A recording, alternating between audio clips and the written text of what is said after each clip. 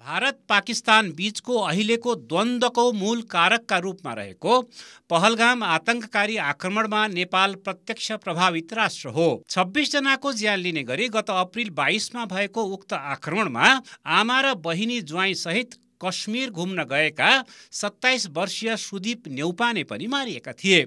छिमेकी देश भारतको मात्र कुरा होइन, भौगोलिक रूपमा निकै टाढा रहे पनि विश्वमा जारी दुई ठूला युद्ध रुस युक्रेन र इजरायल हमास युद्धमा पनि नेपाल प्रत्यक्ष रूपमा प्रभावित भएको छ।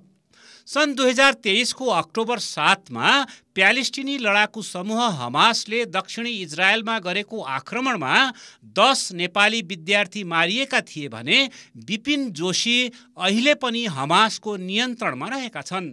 पढ्दै कमाउँदै अर्थात् लर्न एन्ड अर्न कार्यक्रम अन्तर्गत सुदूरपश्चिम विश्वविद्यालयबाट कृषि अध्ययनका लागि इजरायल गएका नेपाली विद्यार्थीहरू हमास आक्रमणको निशानामा परेका थिए। करिब 1200 जनाको ज्यान लिने गरी हमासले गरेको सोही आतंककारी आक्रमणपछि नै इजरायलले गाजामाथि प्रत्याक्रमण सुरु गर्यो, जुन अझै जारी छ। इजरायलको आक्रमणमा गाजामा 52,000 भन्दा बढी प्यालेस्टिनी मारिसकेका छन्। उता 24 फेब्रुअरी 2022 मा सुरु भएको रुस युक्रेन युद्धबाट पनि नेपाल र नेपाली प्रत्यक्ष रूपमै प्रभावित भएका छन्। विभिन्न दलालको प्रलोभनमा परेर रुसी सेनामा भर्ती हुँदै युक्रेन विरुद्धको युद्ध लड्न पुगेका थुप्रै नेपाली मध्ये अहिलेसम्म कम्तीमा 43 जनाले ज्यान गुमाइसकेका छन्। कम्तीमा 1000 नेपाली यसरी रुसी सेनामा भर्ती भएको अनुमान गरिए पनि नेपाल सरकारसँग यकिन तथ्याङ्क छैन।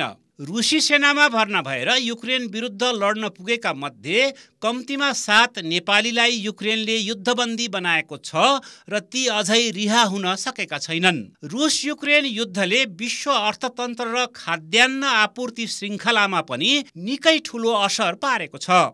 युद्धमा दुवै पक्षका हजारौं सैनिकले ज्यान गुमाएका छन् भने हजारौं सर्वसाधारण मारिनुका साथै लाखौं विस्थापित भएका छन्।